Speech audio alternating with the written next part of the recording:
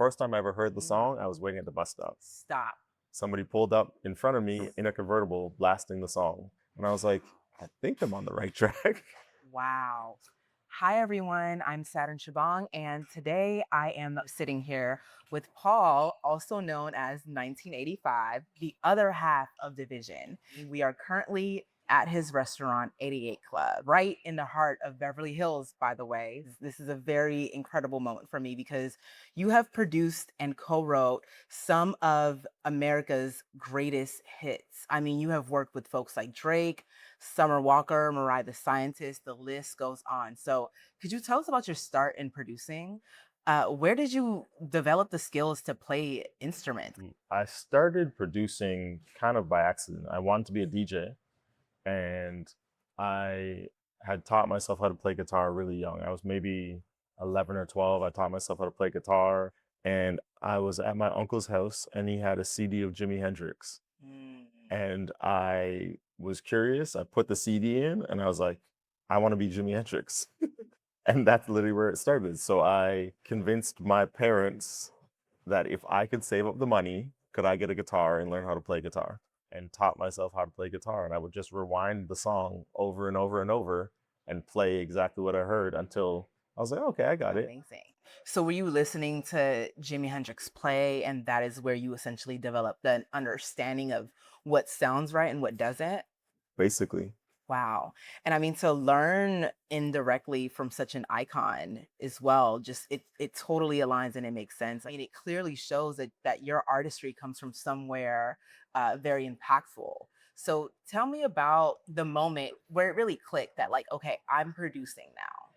I don't think it clicked right away because, again, like I'm saying, I didn't know producing is what it is. I'd always heard the term, but Yeah. I didn't always know what they did. What was like your first big break? The song "Hold On, We're Going Home." So that That's a song, huge break. huge break. But at the time, I was broke. I was on the bus. The first time I ever heard the song, I was waiting at the bus stop. Stop. Somebody pulled up in front of me in a convertible blasting the song. And I was like, I think I'm on the right track. Wow. That was the first time I'd ever heard my song on the radio. Amazing. So I'm curious to know before we even get to the song blowing up, how did you get connected with Drake? I mean, I know you guys are both Canadian, but Canada's not that small. It kind of is that small because my connection to Drake wasn't through music. I was connected to him because a friend of mine was on Degrassi with him. So I knew him before either of Okay. us were doing music. After, you were sitting at the bus stop and you heard the song being played from someone else's car, what was the aftermath of all of that? The aftermath is probably a bit slower than people think because the music industry behind the scenes doesn't move as fast as it seems to the public. Yes. And I just kept working. I was still broke.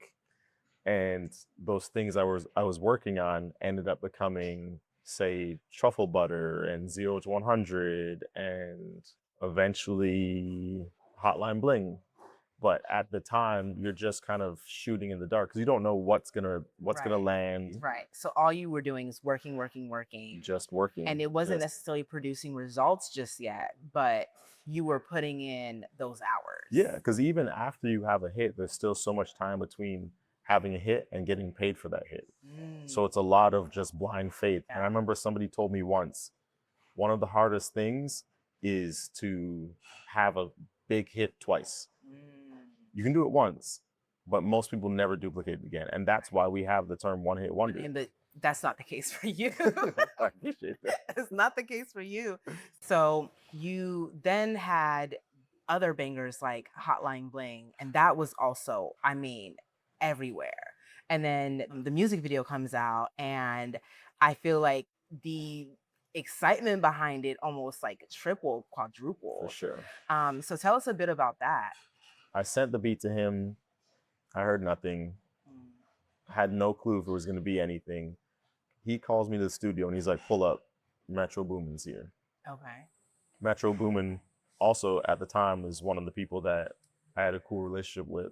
So I get there and we're talking for a couple of minutes. And then Drake is like, yo, should I play Hotline Bling for him? I don't know what that is. I'm like, what's a Hotline Bling? So he had already named it. Yeah, the song was already, it was already done. but I had never heard it. You didn't know? I didn't know. Wow. So they play the record, and I was like, oh, I just expected him to rap. Like Right. this is like almost like a blend of rapping, singing.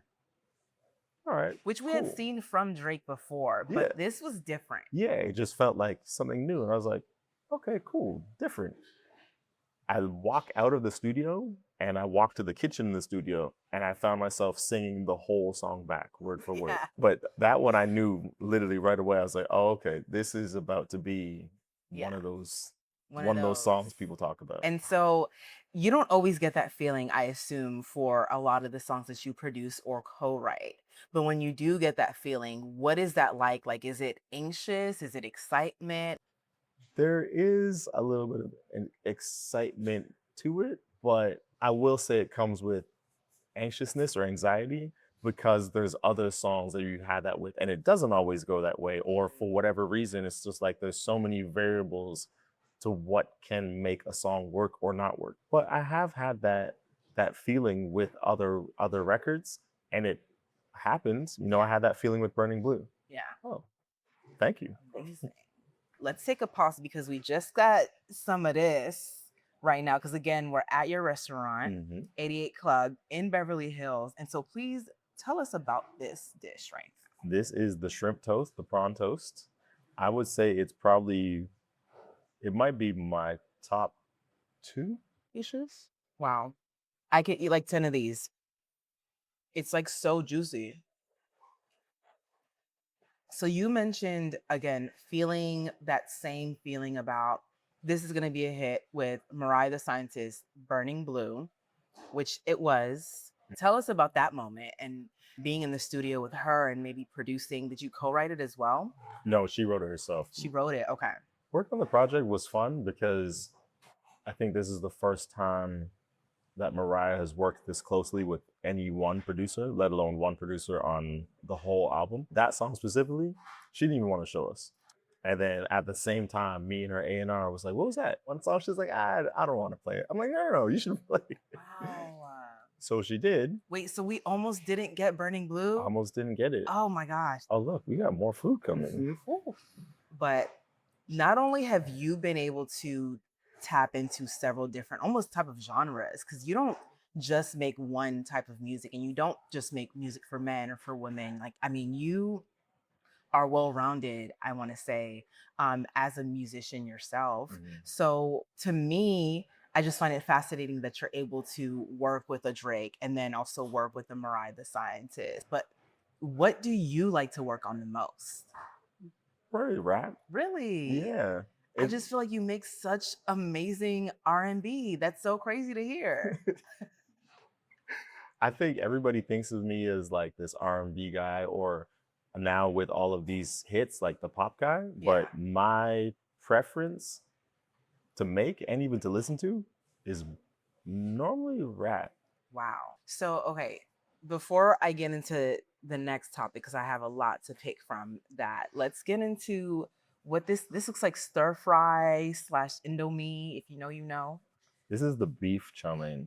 The beef chow mein. Yes. Very tasty. So can we just dig right in? I feel like I'm only gonna do interviews that involve food from now on. What made you pick a Asian style restaurant? A good friend of mine, his name is Francis.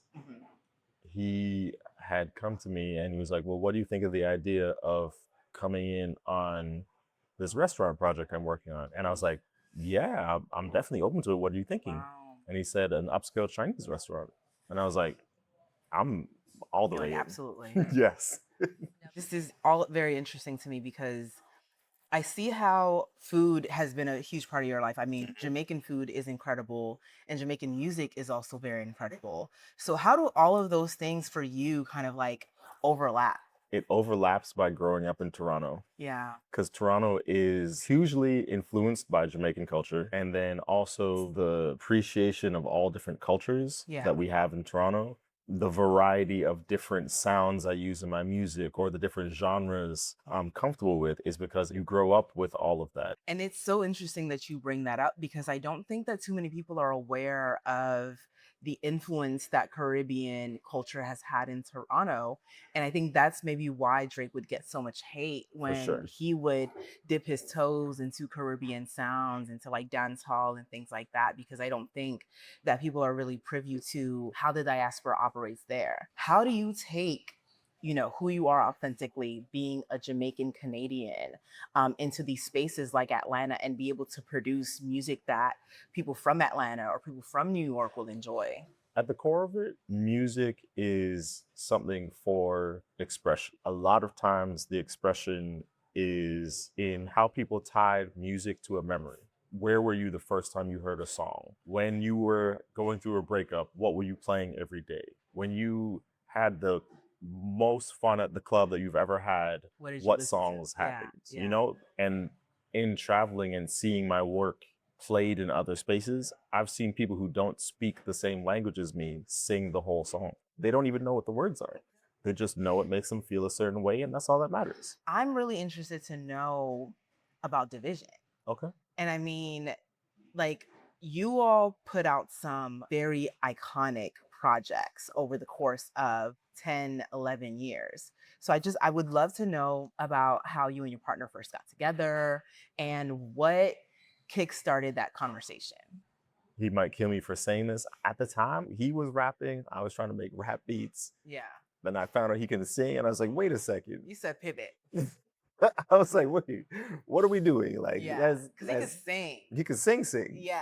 I'm like, well, why are you rapping?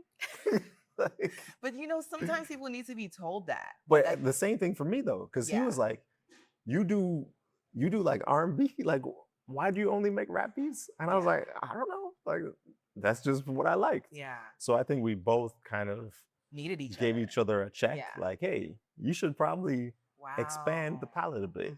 So that was the start of us working. And then fast forward, we were writing and pitching songs for people. And quite a few songs on the first Division album are songs that we had written with the idea of getting them to other artists, whether it was like Usher, Jamie Foxx. And you know what? I feel like when I do listen to Division's music, I can hear that. When you hear those tracks now after all of these years, like, do you ever think back to those moments, or do you ever even listen to those tracks anymore? Well, we just did a whole tour Right. of only those tracks. And I think the whole time I was thinking, this is crazy, from Yeah. not really having any plan and just doing the records to seeing where it went, the thousands of people that have come to see us personally. Yeah. Just the influence overall, I think we've been extremely impactful in everything that has happened in R&B after streaming took place. And that's a very broad statement, but I'll say that proudly because I do think there's a huge R&B movement that took place from what we were doing. I mean, let's just be real here, because there was a point where I think we all collectively felt as though R&B was dead. And then here comes Division putting out true and real lover music, like the type of stuff that you really can feel. And so I'd love to know, is there more? There is. We're almost done our new album.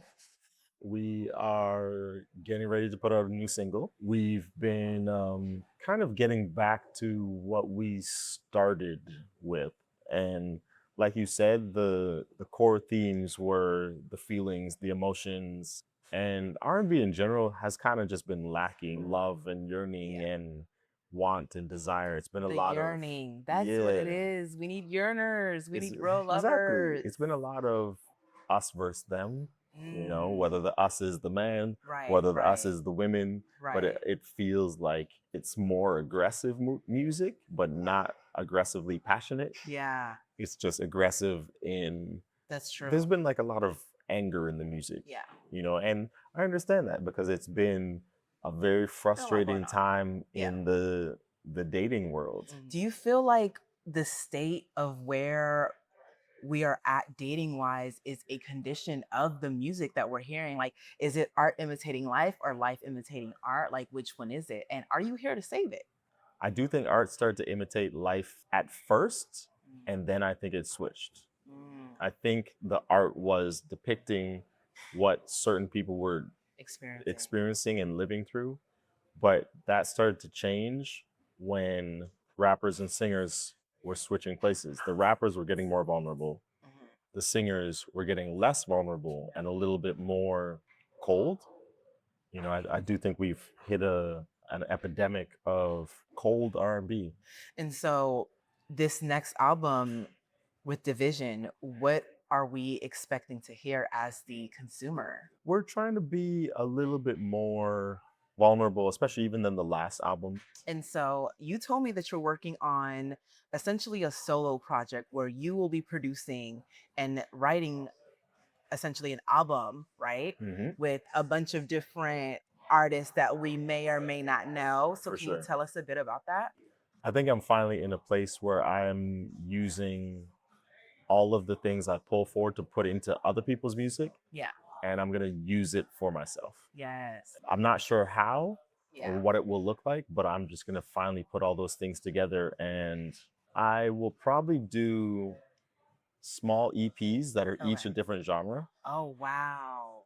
and obviously there'll be some of my regular friends and collaborators on Yeah. there. I won't say any specific names, but Okay. if you look up my career, You'll there are know. If you some know, you know. people that like, oh, okay, I can Okay. I can see that pairing. I can already feel it, and I'm ready for real R&B to be brought back. It's coming back. I think we can all say that we are very much ready for lover music to be back. I'm tired of toxic stuff, honestly. It's ran its course, I think. Yes. Well, so thank you so much for having me here at your amazing restaurant. The food was incredible. I'm so floored by all of it, and I just can't wait for what you have next. Thank you. We got to do an interview after I put something out.